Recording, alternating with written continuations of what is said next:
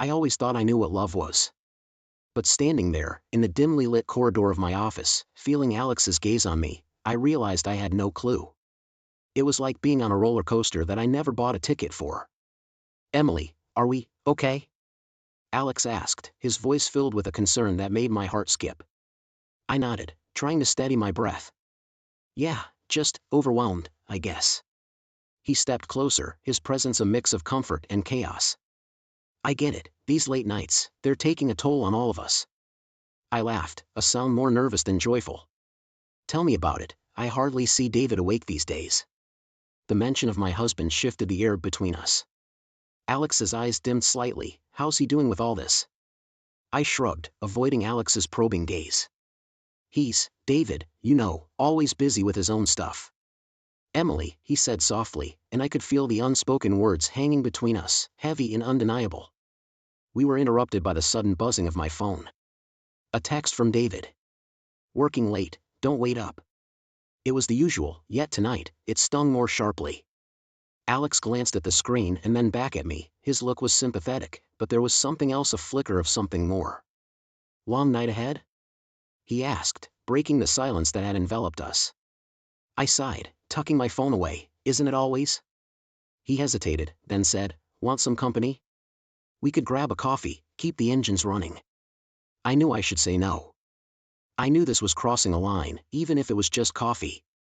But the thought of another night alone, waiting for a husband who was always absent, made the decision for me. "Sure," I said, a bit too quickly. "Coffee sounds good." As we walked to the nearby cafe, I couldn't help but feel a surge of excitement, mixed with a twinge of guilt. Alex and I had always been just colleagues. But recently, our conversations had drifted into personal territories. The cafe was cozy, a stark contrast to the sterile office environment. We found a quiet corner, the kind where secrets could be shared without the fear of being overheard. "So, Emily," Alex began, stirring his coffee, "tell me something about you that no one at the office knows." I hesitated, biting my lip. There was so much he didn't know. About my dreams, my fears, the growing chasm in my marriage. But those were truths too raw, too real to voice. Instead, I opted for a safer revelation. I used to be in a band in college. Lead singer. His eyebrows shot up. "Really? I can't imagine you, Ms. Corporate, rocking out on a stage." I laughed, the sound more genuine this time. "Yeah, well, life had other plans." We talked for what seemed like hours, about everything and nothing. The conversation flowed effortlessly, a dance of words and laughter. As we left the cafe, the night felt different, like a chapter had closed and another was waiting to be written. I looked at Alex, his face illuminated by the streetlights, and felt a pang of something I couldn't quite name. It was dangerous, this path I was on. Yet, for the first time in a long time, I felt alive. Walking back to the office, I knew things were about to change. I just didn't know how much. "Alex just gets me, you know?" I mumbled to my reflection in the mirror. It was a Saturday morning, and I was talking to myself again. A habit I picked up since my conversations with David became monosyllabic. The mirror showed a woman caught in a whirlwind of emotions, hair disheveled, eyes searching for answers. I met Alex 6 months ago, but it felt like I'd known him forever. He was the new guy at work, and somehow, we clicked instantly. David, my husband, was the complete opposite of Alex, reserved, focused on his work, and lately, it seemed like he was living in a different universe. The doorbell rang, pulling me out of my reverie. It was Sarah, my childhood friend and the only person I could talk to about this mess. "Hey, you look conflicted," Sarah said, stepping inside. She had this way of reading me like an open book. I sighed, pouring us coffee. "I'm just confused. Alex, he understands me. We talk about everything, and he listens. Sarah really listens." Sarah sipped her coffee, her expression thoughtful. "But what about David? You guys used to be inseparable." I fiddled with my cup. "David's always busy, he doesn't even notice me anymore. With Alex, I feel alive." She leaned in, her eyes serious. "Emily, be careful. These things, they can spiral out of control before you realize it." Her words echoed in my mind all day. That evening, David was home, a rare occurrence these days. He was in the kitchen, trying to cook something. It smelled like burnt pasta. I watched him for a moment. Once, this would have made me laugh, us cooking together, making a mess. Now, it felt like watching a scene from someone else's life. David, I began hesitantly, can we talk? He looked up, surprised. Sure, what's up? It's just, we don't talk anymore. I miss us, David. I miss how we used to be. He turned off the stove, his face unreadable. I've been busy, Em. You know how it is with my job. I nodded, feeling the gap between us widening. Yeah, I know, it's just that. I feel alone, even when you're here. He reached out, touching my hand lightly. I'll try to be more present, Em. I promise. We ate dinner in silence, the unsaid words piling up like the dirty dishes in the sink. Later that night, I lay awake, David's steady breathing beside me. My mind wandered to Alex, his easy smile, his laugh that made my heart flutter. It was wrong, I knew it, but it was like being caught in a current, unable to fight the pull. Sarah's warning rang in my ears. Be careful. I needed to sort out my feelings, understand his connection with Alex. Was it just a fleeting infatuation, or something more? The moonlight streamed through the window, casting shadows across the room. In its pale light, I realized that I was at a crossroads, each path leading to a future unknown. I had to make a choice. But not tonight, I would let the world be, let my heart rest in the quiet before the storm. As sleep finally claimed me, I knew the coming days would bring decisions that could change everything. And I wasn't sure if I was ready for that. You can't keep doing this, Em. Sarah's voice crackled through the phone, breaking the silence of my dimly lit kitchen. I clutched the phone tighter, the weight of her words sinking in. It was late, way past midnight, and I was alone, as usual. David was on another business trip, and Alex, well, he was probably home, alone too. I know, Sarah, I whispered, staring out the window at the shadowy outlines of the neighborhood. But it's not that simple. I feel like I'm in too deep. Sarah sighed, her frustration evident even through the phone. You need to think about the consequences, Emily. This isn't just about you and Alex anymore. It's about your marriage, your life. She was right, of course. My affair with Alex had started as a simple connection, two colleagues finding solace in each other's company. But it had grown into something I couldn't control, a force that pulled me away from the life I had built with David. I don't know how to stop it, I admitted, a lone tear trailing down my cheek. It's like I'm on this path and I can't turn back. You always have a choice, Em. Remember that. We said our goodbyes, and I was left with the silence of the house, a silence that echoed the emptiness inside me. The next day at work, I tried to keep my distance from Alex, but it was like trying to avoid the sun in the desert. He sensed something was off and cornered me in the break room. Is everything okay, Emily? He asked, his blue eyes searching mine. I nodded, a lie that tasted bitter. Yeah, just tired, you know? He didn't seem convinced but didn't push further. We spent the day wrapped in an awkward dance of avoidance and stolen glances. That night, as I lay in bed, my phone buzzed. It was a text from David, coming home early. We need to talk. My heart stopped for a beat. David never came home early. And, we need to talk, was never a good sign. I barely slept, tossing and turning, a myriad of scenarios playing out in my head. When David finally arrived the next evening, his face was an unreadable mask. He sat down at the dining table, his hands clasped tightly together. Emily, I found something on your phone, he began, his voice steady but cold. A message from Alex, it was more than friendly. I felt the room spin around me. The message, I had been careless, too caught up in the thrill of the affair. David, words failed me. How could I explain something I didn't fully understand myself? He held up his hand, stopping my stammering attempts at an explanation. I don't want to hear it, Emily. I just want to know one thing. Do you love him? The question hit me like a physical blow. Did I love Alex, or was it just an escape from the reality of my failing marriage? David, I don't know, I said, the truth finally spilling out. I'm lost, I never meant for any of this to happen. David stood up, his chair scraping loudly against the floor. I can't do this, Emily. I can't be in a marriage where I'm constantly wondering if my wife is thinking about another man. He walked out of the room, leaving me alone with the shattered pieces of our life together. In that moment, I realized the gravity of what I had done. My affair with Alex hadn't just been a series of secret meetings and whispered promises. It was a choice that had led me to this point, sitting alone at a table set for two, with a husband who could no longer look at me the same way. I had reached a crossroads, and the path I had chosen had led me to a place of loneliness and regret. And now, I had to live with the consequences of that choice. I never thought silence could be so loud, I murmured to myself, staring at the empty chair across the kitchen table. It's been 2 weeks since David left, and the house felt like a ghost of what it used to be. Every corner echoed with memories, each one a sharp reminder of the life I had dismantled piece by piece. The divorce papers lay unopened on the counter, a stark, white symbol of my failed marriage. David's lawyer had sent them over, and just seeing the envelope made my stomach churn. I knew I should open them, start the process, but every fiber of my being resisted. It was like signing off the final chapter of a book I wasn't ready to close. Work had become my only refuge, a place where I could pretend to be someone else, someone who wasn't in the midst of a personal crisis. But even there, things were off. Alex and I, once so close, now danced around each other, careful not to cross the invisible line that had somehow formed between us. "Hey, Emily," Alex greeted me one morning, his smile not quite reaching his eyes.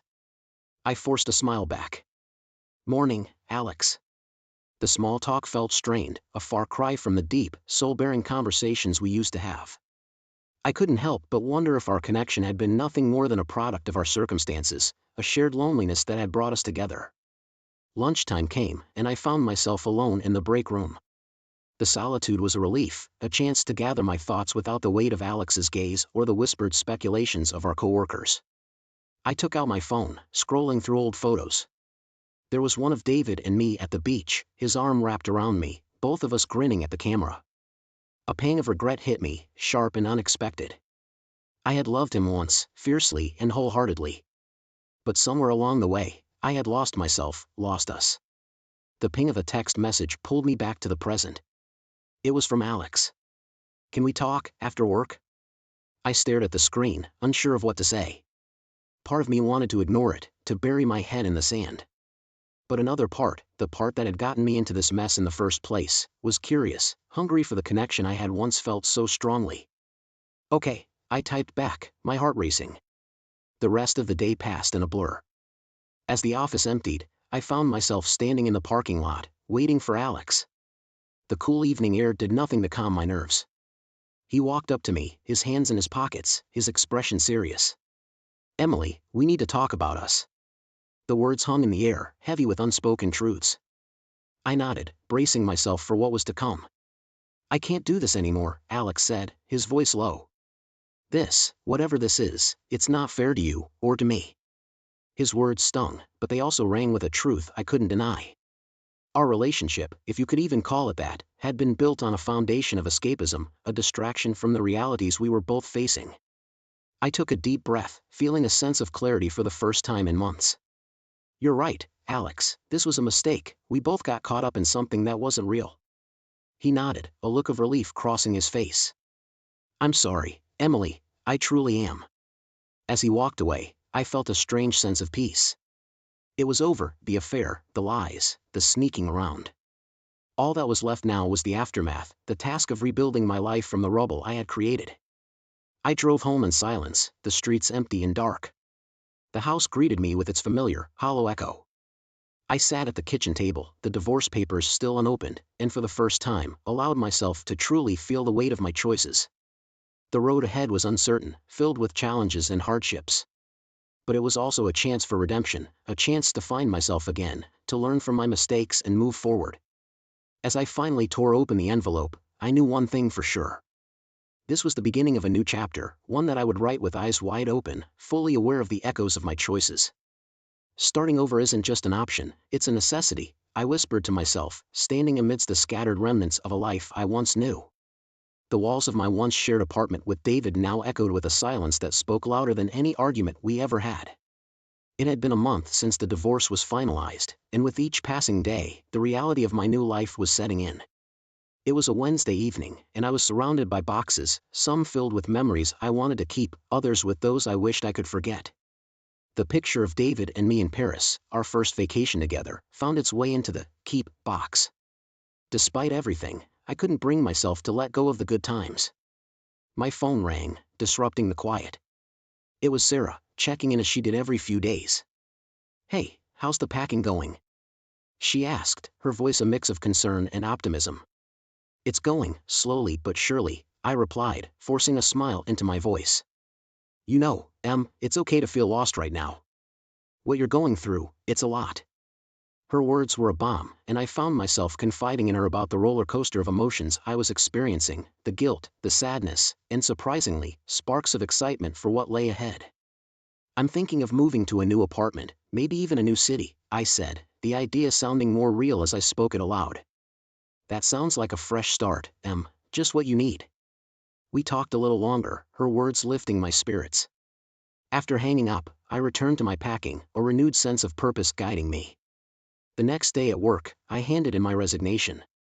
My boss was understanding, even supportive.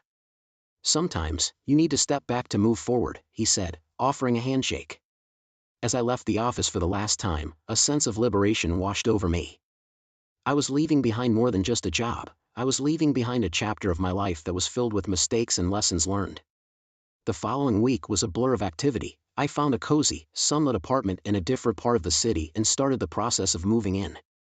It was smaller than the place I shared with David, but it felt right. It was mine, and mine alone. As I unpacked my belongings, each item found its place in my new space, just as I was finding my place in this new phase of life. The walls were bare, waiting to be filled with new memories, new dreams. One evening, as I sat on my new balcony, a cup of tea in hand, I realized something important. I had spent so long defining myself through my relationships, with David, with Alex, that I had lost sight of who I was on my own.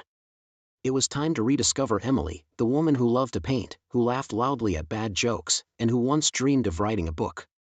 I picked up a notebook and began to write, not about heartache or regret, but about hope and possibility. The journey ahead was uncertain, filled with uncharted paths and new beginnings. But for the first time in a long time, I felt ready to face it head-on. I was no longer the woman who needed someone else to complete her. I was Emily, whole and complete on her own, embarking on a journey to find herself again. And as the sun set, painting the sky in shades of orange and pink, I knew that this was just the beginning. The beginning of a story that was mine to write, and a life that was mine to live. Who knew freedom could feel so daunting? I mused aloud, staring at the array of bills sprawled across my kitchen table. It was a sunny Tuesday morning, but the rays of light streaming through my windows seemed to mock rather than comfort me. Post-divorce life hadn't just brought emotional challenges, it came with a set of financial burdens I hadn't fully anticipated. I picked up my phone, scrolling through job listings. I needed something new, something that would not only pay the bills but also bring back a sense of purpose that had been missing from my life. My career had once been a source of pride, but now, it felt like a distant memory, overshadowed by personal turmoil. A notification popped up. An email from a local community center looking for an art instructor. My heart skipped a beat. Art had been my passion in college, a dream I had shelved in pursuit of a more practical career. This could be a chance to reconnect with that part of myself. I typed out a response, my fingers trembling slightly with excitement and nervousness. It was a part-time position, but it was a start, a step towards rebuilding my life on my own terms. The rest of the day passed in a whirlwind of activity.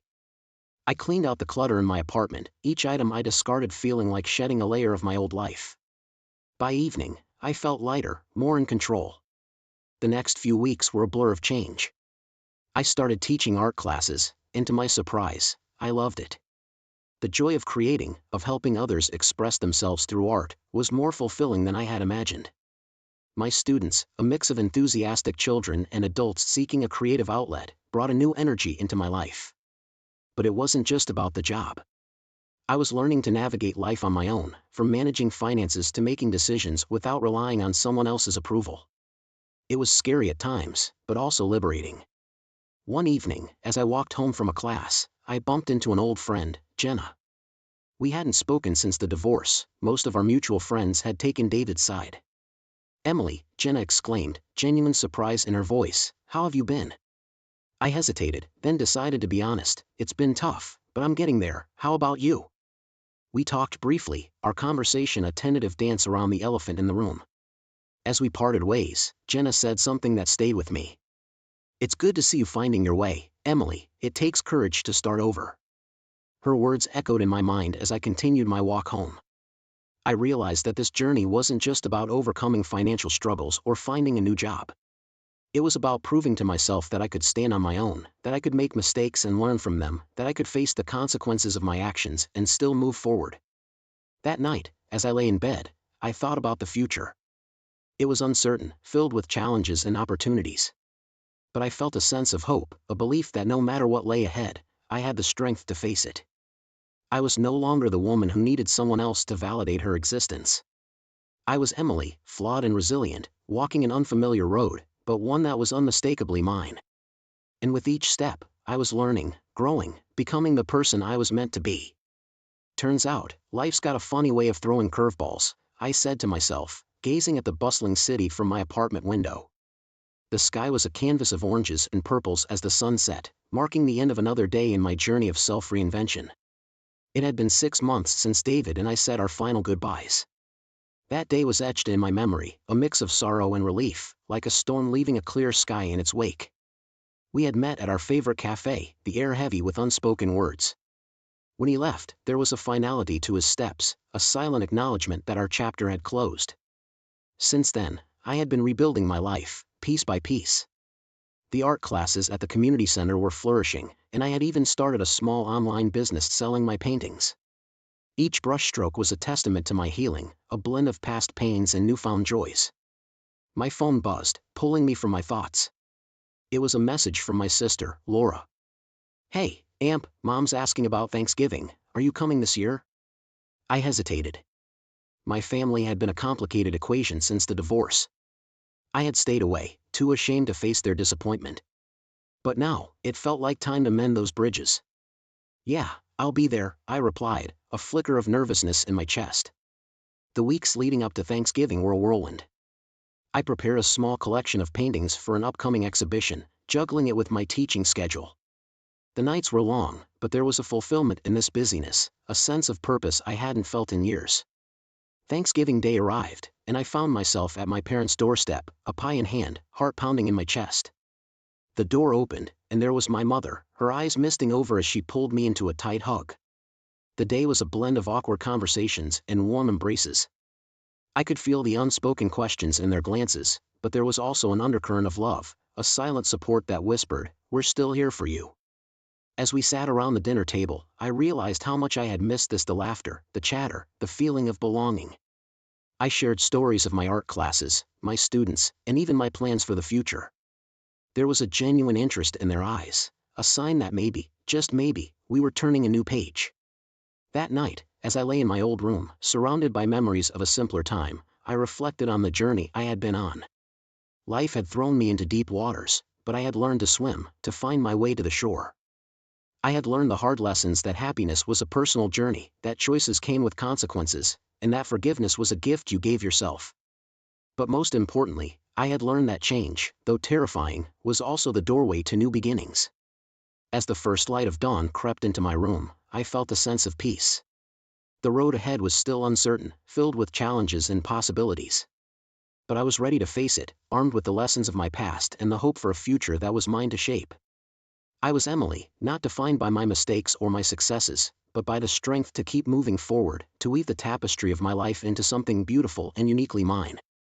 And as I looked towards the horizon, I knew that the best it was just another mundane lunch break at that downtown cafe, the kind where you pretend to be fascinated by your coffee's foam art to avoid eye contact with strangers. That's when Alex walked in, the new guy, with a smile that suggested he knew just how mundane my day had been until he arrived. Tucking my wedding ring into my purse felt like the first step down a path I hadn't planned on taking. But there I was, flirting back, telling myself it was innocent. 2 weeks flashed by in a blur of secret texts and stolen glances. Next thing I knew, I was fabricating a business trip to spend a weekend with Alex at a secluded beach house. The thrill of secrecy was intoxicating, a rush I hadn't felt in years. Just this once, I lied to myself, fully aware I was crossing a line I couldn't uncross. David found a text from Alex one evening, his face crumbling as he handed me my phone. "Just a new colleague," I stammered, the lie tasting bitter on my tongue. I saw the hurt flash in his eyes, quickly masked by disbelief. He wanted to trust me, and I exploited that trust, convincing myself we could move past the lies so easily told. the affair with Alex became an addiction, each lie to David a brick in the wall I was building between us. Working late again, I'd say, or another last-minute business trip, can you believe it? The lies slipped out effortlessly, my double life spiraling out of my control. Then came our anniversary. David surprised me with tickets for a vacation, his way of reigniting the spark between us. Guilt washed over me like a cold shower, but the call of adventure with Alex drowned out any warning bells. How had I become this person? Sorry, love, gotta go to Paris for work. I lied, ignoring David's text filled with heart emojis as I explored the city of lights, not with my husband, but with my lover. Paris with Alex was a dream, yet even the Louvre in Montmartre couldn't fully mask the guilt gnawing at my conscience. The inevitable crash came when David hired a private investigator. I came home to find him sitting in the dark, photos spread across our coffee table. Pictures of Alex and me, undeniable in our intimacy, were the silent witnesses to my betrayal. David's eyes met mine, and I knew. I had torn us apart, one lie at a time. The moment I confessed, the world stood still. David's silence was a chasm between us, his swift departure a punctuation mark on our life together. I'm sorry. I whispered into the void he left behind, but sorry was just a word, too small to bridge the gap. Moving in with Alex should have felt like a new beginning, but the charm of our secret encounters quickly faded in the harsh light of day-to-day life. Our small apartment became a cage of reality, the initial euphoria dissolving into the mundane. I missed home. I missed David. I reached out to David, each call a plea for understanding, for a second chance. But all I got in return was a cold, formal legal separation notice. The finality of it, the impersonal lines of text, made it clear there was no going back. Through a mutual friend, I heard about David. He was out there, looking both devastated and determined. He's consulting lawyers, they whispered, and the words hit me like a physical blow. This was getting real, too real. Then, the unthinkable happened. My bank accounts froze overnight. David was playing hardball, citing my affair as grounds for divorce and going after everything we'd built together. Panic set in as I realized the full extent of my isolation. The legal battles that followed drained me, not just my savings, but my spirit. Each court appearance, each legal document, was a reminder of the mess I'd made. The reality of my situation was a bitter pill, and I was swallowing it alone. Alex's true colors began to show, his once charming attentiveness replaced by control and indifference. Nights I'd spend reminiscing about David's gentle love, the contrast so stark it was almost unbearable. I'd traded a diamond for a stone, and the weight of that realization was crushing. Hey everyone, I hope you're enjoying the video so far. If you do, please take a moment to hit that like button, it really helps me out and lets me know you appreciate the content. Also, if you haven't already, consider subscribing to the channel. Subscribing is a great way to stay updated with all the latest videos and to be part of our growing community. It's quick, it's free, and it ensures you won't miss out on any upcoming content. So go ahead, smash that like button and hit subscribe. Your support means a lot and keeps this channel going. Thanks for watching. The day the divorce papers arrived at my work was the day my world publicly crumbled. There I was, papers in hand, as whispers snaked through cubicles. The shame was a cloak I couldn't shed, my private failings laid bare for all to see. In court, David's lawyer was relentless, laying out evidence of my betrayal like a well-played hand of cards. The courtroom's air was thick with judgment, the sympathy clearly not in my favor. I felt every eye on me, branding me the villain in my own story. When the judge ruled in David's favor, awarding him the house and most of our assets, it felt like being stripped of my identity. Each word from the judge was a nail in the coffin of the life I once cherished, a life that now felt like a distant dream. Back in the cramped reality of the apartment with Alex, the dream soured further. Financial strain and constant bickering eroded what was left of our connection. The man I'd risked everything for was now a stranger, our conversations a minefield of resentment. Seeing David's life flourish on social media added salt to the wound. There he was, the picture of renewal, surrounded by friends and diving into new hobbies. The stark contrast between his ascent and my descent was a daily torture. The day I confronted Alex about the state of our relationship, his response was a cold splash of reality. I never saw a future with us, he admitted, his words slicing through any fantasy one still harbored. It was a confession, a closing statement to our brief, tumultuous affair. The fallout was immediate and personal. My career, once on an upward trajectory, took a hit as whispers turned into loud judgments. A demotion followed, my professional standing another casualty in a long line of losses. Alone, I was forced to confront the magnitude of my mistake, a realization as bitter as it was late. Just when I thought things couldn't get any worse, David's face started appearing everywhere. There he was, launching his own business, smiling out from local news stories, his success a sharp contrast to my spiraling downfall. Each headline was a reminder of what I'd lost and what he'd gained from our divorce. Then came the party at a mutual friend's house, the first time I'd seen David since the divorce. Our eyes met across the room, but his gaze was empty, devoid of any recognition or warmth.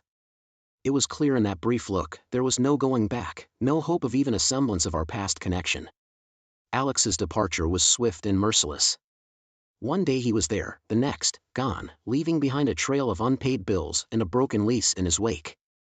The realization that I was truly alone, without even the false comfort of his presence, was a bitter pill indeed. The financial ruin that followed felt almost inevitable. Legal fees from the divorce and losing nearly everything to David pushed me into bankruptcy. The shame of living paycheck to paycheck, of falling so far from the life I once knew, was a constant companion. Depression crept in, a fog that thickened with each passing day. Friends, or those I once considered friends, distanced themselves, unwilling to be associated with the scandal I'd become. The isolation was profound, a daily reminder of the consequences of my choices. In a moment of desperation, I reached out to David.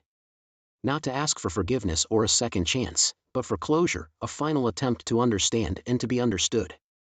My messages went unanswered, his silence a deafening confirmation of the finality of our split. The rumor of David's engagement was the cruelest cut of all. Hearing about it felt like a physical blow, a visceral reminder of my replacement and erasure from his life. The realization that I was truly forgotten, replaced in his heart and life, was the harshest truth to accept. Clutching at straws to find some semblance of normalcy, I found myself at the door of a support group for divorced individuals. As I listened to stories mirroring my own tales of betrayal and loss, it was both comforting and heartbreaking to know I wasn't alone in my suffering. The job hunt was humiliating, a stark reminder of how far I'd fallen. Finally landing a position that was a shadow of my former career felt like scraping the bottom of the barrel. Yet, the monotony of the work offered a respite from the chaos of my personal life, a dull balm for my frayed nerves.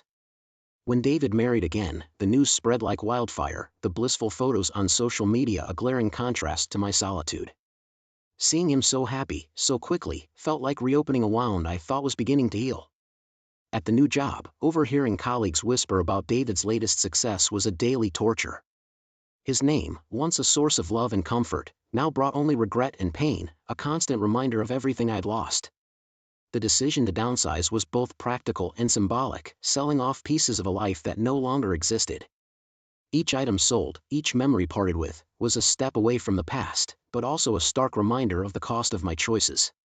Then came the health scare, a jarring confrontation with my own mortality. Lying in the hospital bed, surrounded by the sterile, impersonal walls, the absence of visitors underscored the profound loneliness of my new reality. The stark contrast to a past filled with love and companionship was a low point, a realization of how isolated I'd become. Recovery was a slow and humbling process, but it offered a silver lining, a chance to reassess my life and priorities. Volunteering emerged as a beacon of hope, a way to give back and find purpose amidst the wreckage of my decisions.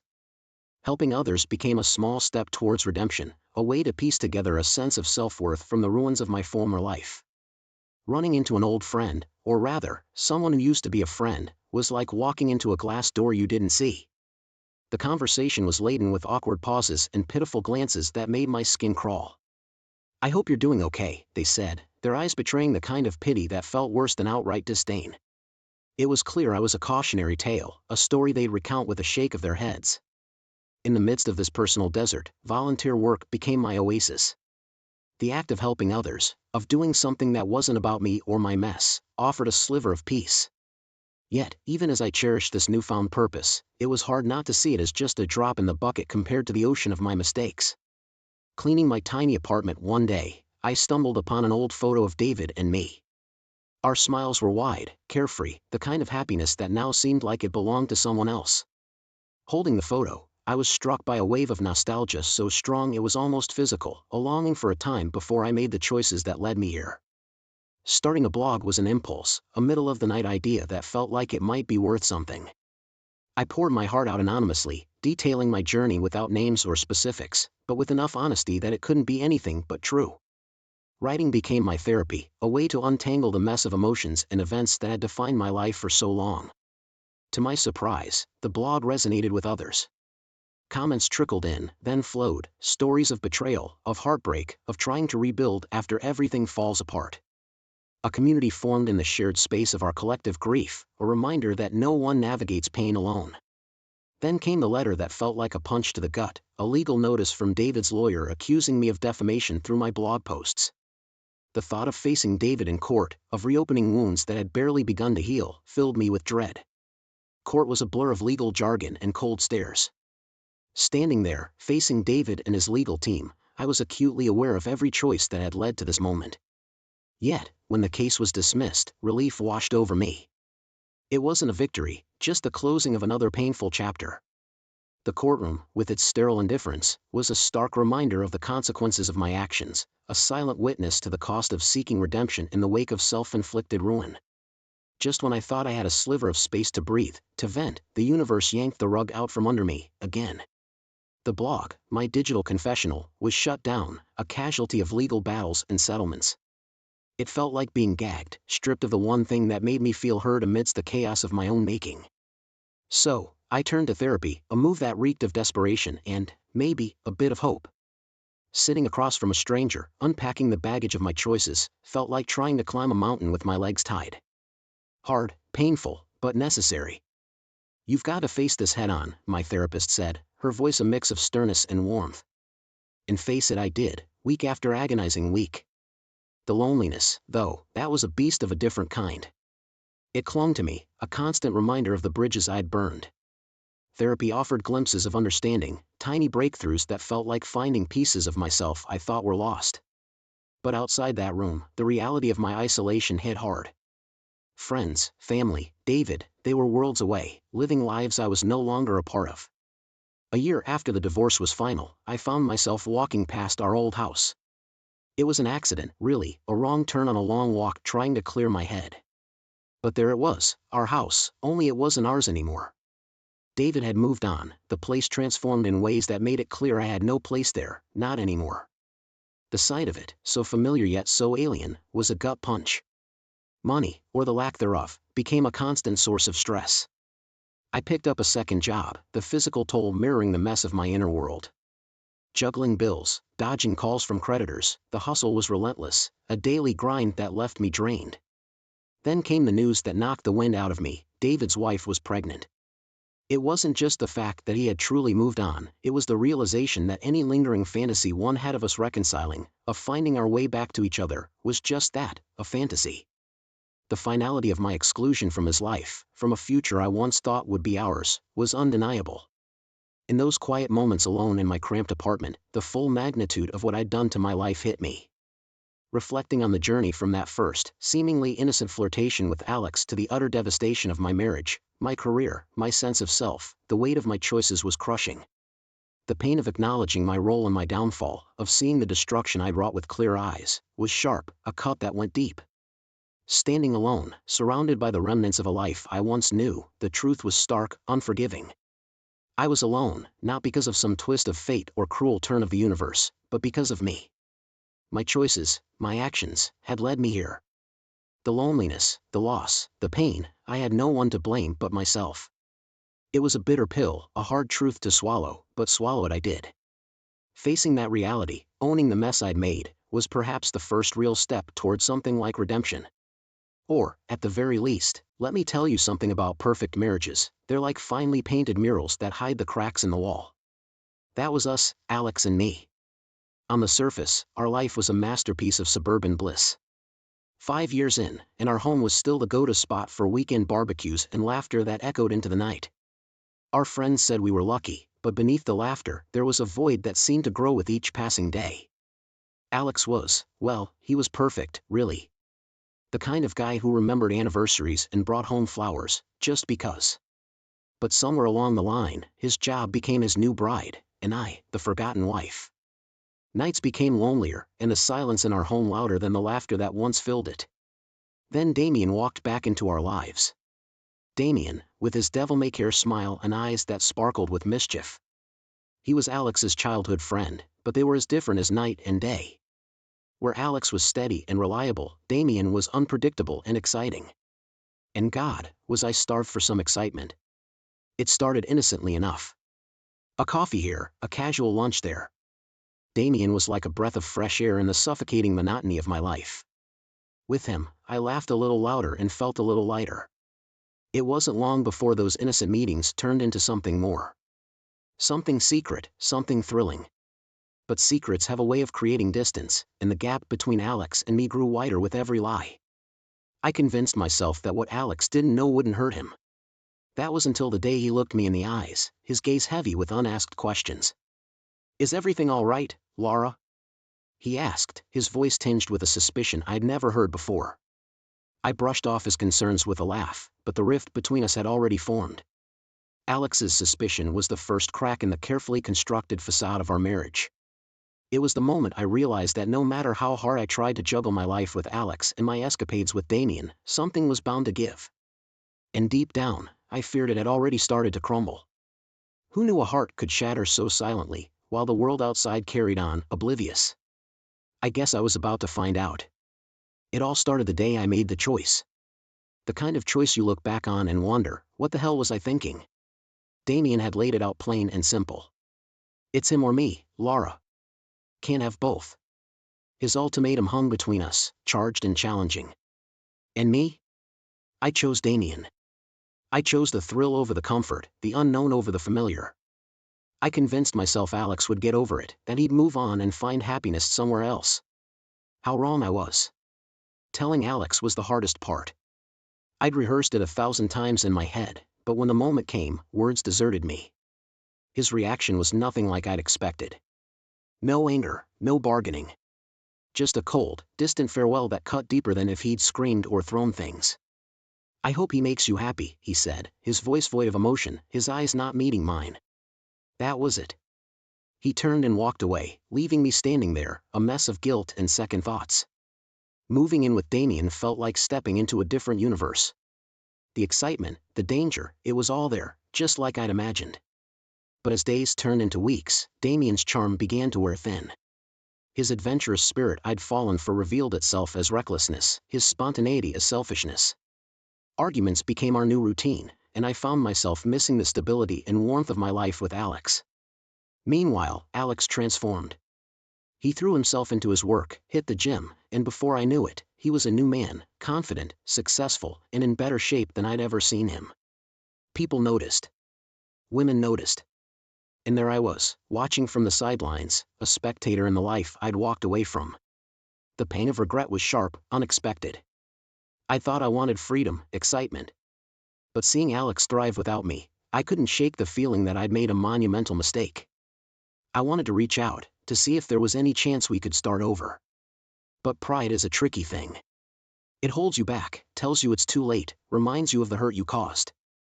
So, I stayed silent, nursing my regret in private, while pretending everything was fine with Damien. But inside, I was crumbling. Life has a funny way of showing you exactly what you've lost, only when it's too late to go back. I'd chosen Damien, convinced myself it was what I wanted. But as I lay awake at night, listening to his uneven breaths, I couldn't help but wonder, what if? What if I'd chosen differently? What if I'd stayed? Alex's cold farewell echoed in my mind, a constant reminder of the choice I'd made. It was supposed to be a new beginning, but all I felt was an overwhelming sense of loss. I guess some choices, once made, leave you with nothing but a heart full of regret and a life filled with what-ifs. The night was quieter than usual, the kind of quiet that feels almost heavy, pressing down with anticipation of the storm to come. That's when he showed up, casting a long shadow across our living room floor, the last remnants of daylight clinging to his silhouette like a warning. Damien wasn't home, and I was alone, facing a stranger who knew too much about the life I thought I was cleverly hiding. "You Laura?" His voice was rough, edged with a threat that sent a shiver down my spine. "You need to understand something important," he continued, his eyes scanning the room, never quite settling. "Damien's in deep, and now, so are you." The fear I felt wasn't just for myself, it was for the chaos I'd invited into my life. Damien's past was catching up, and it was dragging me along for the ride. The mysterious figure left as suddenly as he had appeared, leaving behind a chilling promise of danger that was all too real. I considered going to Alex, my heart aching at the thought of how far we drifted apart. But the idea of reaching out, only to be turned away, was more than I could bear. Alex had moved on, his life blossoming without me in it. I'd seen him just a week before, laughing and lighthearted with someone new by his side. The contrast between his peaceful new life and the turmoil of mine was stark and painful. The danger escalated quickly after that night. Damien's dealings, once abstract threats, became terrifyingly tangible. We were no longer safe, even in our own home. Every knock at the door, every unknown number, every shadow cast by headlights passing in the night brought a new wave of fear. Damien tried to reassure me, to play down the danger with his characteristic bravado, but the fear in his eyes betrayed his true feelings. We were in over our heads, caught in the crosshairs of a gang with nothing to lose. Meanwhile, Alex's life seemed to flourish even more. Through the grapevine, I heard about his promotions, his trips, his new love. It was as if the universe was underscoring what a colossal mistake I had made. Here I was, living a nightmare, while Alex had found happiness without me. The juxtaposition of our lives couldn't have been more pronounced. As I lay awake at night, listening to the distant sounds of a city that felt more hostile with each passing day, I couldn't help but wonder where it all went wrong. How did I find myself here, in a life so far removed from the safety and love I once knew with Alex? The realization hit hard. I was in too deep, tangled in a web of lies and danger I had never anticipated. The mysterious figure, the threats, the palpable fear, they all served as a grim reminder of the consequences of my choices. As the danger around us grew, so did my isolation. The thought of reaching out to Alex, only to be reminded of the life I could have had, was a pain too great to confront. So, I stayed silent, trapped in a situation that seemed to have no way out. The night sky exploded with the sound of gunfire, a stark contrast to the silence that had blanketed our home just hours before. Our living room, once a sanctuary of warmth and love, had transformed into a battlefield, with shadows dancing on the walls as bullets flew. Amidst the chaos, my heart raced, fear and adrenaline pumping through my veins. This wasn't just any confrontation, it was the culmination of all the dangerous choices I had made since leaving Alex for Damien. And as the gunfire echoed, I realized how deeply I'd fallen into a world I never belonged in. Damien had always been a mystery, his past a shadowy tale he'd dance around whenever I'd probe. But tonight, that past had burst through our front door, in the form of men whose faces were as cold as their intent. Damien, who I thought stood beside me, was nowhere to be seen as I ducked behind a shattered coffee table, desperately trying to avoid the bullets. The moment of betrayal hit me like a physical blow when I stumbled upon Damien's hastily packed suitcase, hidden in the chaos. His plan was clear. To flee, leaving me to face the wrath of his enemies alone. The man I'd risked everything for was abandoning me, a realization that cut deeper than any knife. In a moment of sheer desperation, with nowhere else to turn, I thought of Alex. Swallowing the lump of pride in my throat, I made my way to the phone, dialing his number with trembling fingers. The phone rang, each tone a beacon of hope, until his voice, strong and unfamiliar, answered. "Alex, I need your help," I managed to say, my voice barely a whisper against the storm of emotions raging inside me. There was a pause, the kind that stretches into eternity, filled with all the words left unsaid between us. "Laura," he finally responded, his voice carrying a weight that made my heart sink.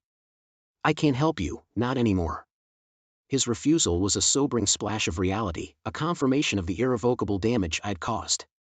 Alex, the man I'd shared years of my life with, had moved on, building a world that no longer had room for me. His farewell words, though gentle, were a clear marker of the end of our story.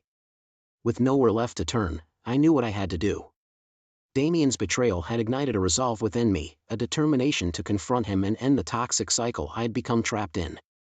I waited, the silence of the house now a grim companion, until Damien finally returned, his expression one of shock as he saw me standing amidst the wreckage of our life together. "I never loved you, Laura," he said, the words cold and devoid of remorse.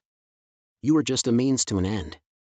His confession was a final blow, the truth behind our relationship laid bare in the harshest light. The realization that I was nothing more than a pawn in Damien's game was the catalyst I needed to break free from the illusion I'd been living. With a heart heavy with betrayal but a spirit ignited by the will to survive, I faced Damien, ready to reclaim my life from the ruins. This showdown, though born from violence and betrayal, marked the beginning of my journey towards redemption, a path I knew would be walked alone. Hey everyone, I hope you're enjoying the video so far. If you do, please take a moment to hit that like button, it really helps me out and lets me know you appreciate the content. Also, if you haven't already, consider subscribing to the channel. Subscribing is a great way to stay updated with all the latest videos and to be part of our growing community. It's quick, it's free, and it ensures you won't miss out on any upcoming content. So go ahead, smash that like button and hit subscribe. Your support means a lot and keeps this channel going. Thanks for watching. In a life that once felt like it was written in the stars, I found myself now racing against a fate I never signed up for. The night I discovered Damien's ultimate betrayal marked the beginning of the end. It's all set up, Laura. You take the fall, and I walk away clean. His words echoed in my mind like a cruel joke. He'd planned everything with meticulous care, framing me for his myriad of crimes. The trap was sprung, and I was the prey, ensnared and desperate. Escape was my only option. Heart pounding, I fled into the night, leaving behind the shattered remnants of a life I thought I wanted. The realization hit me hard. I was now a fugitive, haunted by the law on one side and Damien's dark world on the other. Every shadow seemed to whisper threats, every stranger's glance a potential capture. My existence became a series of narrow escapes and hideouts, a constant look over my shoulder. The downward spiral was swift and merciless. Friends turned their backs, doors closed in my face, and my name became synonymous with betrayal and deceit. The community I once called home now looked at me with suspicion and scorn. I was an outcast, my reputation in ruins, all because I made the mistake of trusting a man who saw me as nothing more than a pawn in his dangerous game. But then, amidst the darkness, a flicker of light. An old friend, Jenna, offered me shelter, no questions asked. She didn't know the full extent of my situation, and I didn't dare burden her with the truth. Her kindness was a balm to my wounded soul, a reminder that not all was lost. In the quiet of her spare room, a plan began to take shape. Fueled by the burning need for justice and revenge, I vowed to bring Damien down, to expose his crimes and clear my name. It wouldn't be easy, but nothing left to lose as a powerful motivator. Gathering evidence against Damien required a stealth and cunning I never knew I possessed. Every move was calculated, every step fraught with risk. But with each piece of incriminating evidence I secured, the more determined I became. Damien had underestimated me, a mistake that would cost him dearly. As I pieced together the puzzle of Damien's criminal empire, the scope of his treachery became clear. He'd woven a web of lies and deceit that spanned years, ensnaring the innocent and guilty alike. But he'd left a trail, and I followed it relentlessly, determined to bring the truth to light. The plan was simple yet audacious. I would confront Damien, armed with the evidence of his crimes, and force his hand. It was a gamble, but I had nothing left to lose. The confrontation was inevitable, a showdown between truth and lies. And so, under the cover of darkness, I made my move. Damien was surprised to see me, confident in his belief that I was already broken, a fugitive running scared. But the tables were turned. As I laid out the evidence before him, his arrogance faltered, replaced by the dawning realization that his empire was about to crumble. I never loved you, Laura. You were just a means to an end. Damien's confession was a final knife to the heart, but it no longer had the power to hurt me. I had grown beyond the woman who fell for his lies. My resolve was unshaken, my path clear. The confrontation was the culmination of my journey from victim to victor. Damien's confession, while painful, was the catalyst for my final act of defiance. With the evidence in hand, I left Damien to his fate, stepping out of the shadows and into the light. My name would be cleared, my reputation restored. It was a long road ahead, but for the first time in a long time, I felt hope. Hope for justice, hope for redemption, and hope for a new beginning, forged from the ashes of betrayal and pain. The moment I decided to take Damien down, I knew it was going to be a one-way ticket to either my salvation or my undoing. There's something about hitting rock bottom that frees you. When you've lost everything, there's nothing left to fear. So, I went all in, staking the remnants of my shattered life on a last-ditch effort to bring Damien to justice. Gathering evidence against Damien was like trying to hold water in my hands, slippery and dangerous.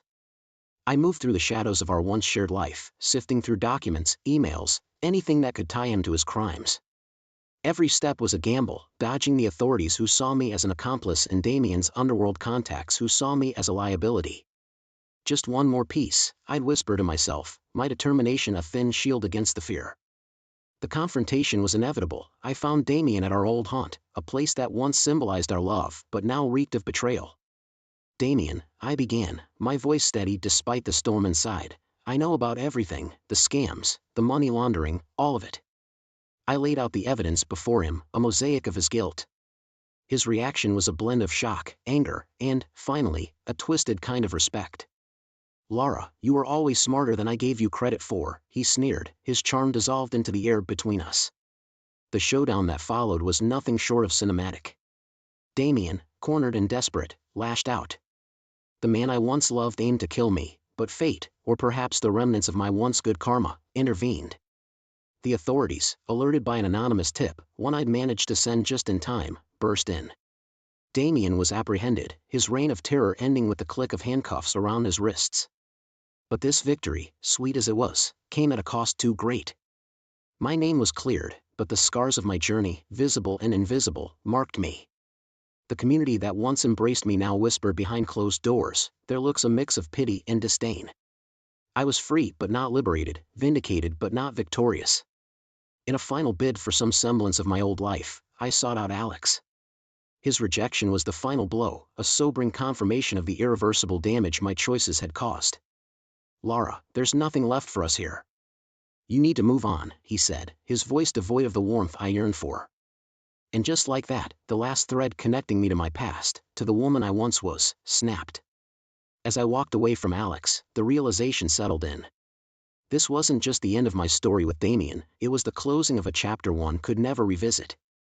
My victory over Damien was Pyrrhic at best. In defeating him, I'd lost myself and any chance of the life I once dreamed of with Alex. Life, I've learned, is a series of choices, each with its own consequences. Some choices, like mine, leave you standing in the ruins of what could have been, holding on to the bitter truth that some things, once broken, can never be made whole again. In a dingy motel room that's seen better days, I'm sitting cross-legged on the bed that squeaks at the slightest movement, staring at the peeling wallpaper. It's a far cry from the life I once knew, filled with love, laughter, and security. Now, it's just me, my regrets, and a suitcase full of nothing but a new identity and a few dollars to my name. It's funny, you know, how in movies the protagonist always finds a way to bounce back, stronger and wiser. But this isn't a movie, it's my life, and I'm not bouncing back, I'm barely clinging on. Leaving town seemed like the only viable option after everything that went down. I thought I could outrun my past, but it turns out, your mistakes have a way of catching up to you, no matter how fast you run. Damien's associates, the ones I thought were locked away with him, are still out there, and they've got a score to settle. With me. I've become an expert at looking over my shoulder, blending into crowds, becoming a face you glance at but never really see. My new identity is a shield, albeit a flimsy one, against a world I no longer understand. Gone are the days of being Laura, the wife, the lover, the betrayer. Now, I'm just Jane Doe, a nobody trying to survive. But survival comes at a cost. Loneliness wraps around me like a second skin, suffocating and relentless.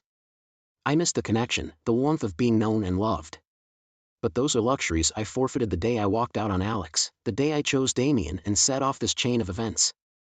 Then, one day, as I'm sipping coffee in a crowded cafe, trying to lose myself in the hum of conversation and the clatter of dishes, I spot a familiar face.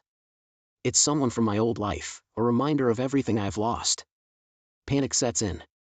Does he recognize me? Will he expose me? But he walks past, oblivious to my presence, and I'm left to ponder my existence. It's clear now. I can never truly escape.